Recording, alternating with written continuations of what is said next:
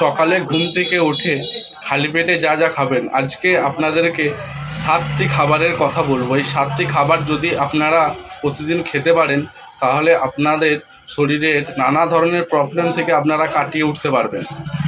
1 নম্বর, সকালে খালি পেটে কিশমিশ ভেজানো পানি খাবেন, তাহলে রক্তশূন্যতা দূর হবে। 2 নম্বর, কাঠবাদাম ভিজিয়ে খাবেন, স্মৃতিশক্তি বৃদ্ধি পাবে। 3 নম্বর, খালি পেটে খেজুর খেলে কোষ্ঠকাঠিন্য দূর হয়। 4 নম্বর, খালি পেটে কাঁচা রসুন চিবিয়ে যদি খেতে পারেন তাহলে লিভারের কার্যক্ষমতা বাড়ে। 6 নম্বর, খালি পেটে যদি আপনি কলা খান তাহলে শরীরের শক্তি বৃদ্ধি পাবে। 6 নম্বর, গরম পানিতে যদি মধু মিশিয়ে খান তাহলে পাকস্থলীর কার্যক্ষমতা বৃদ্ধি পায়।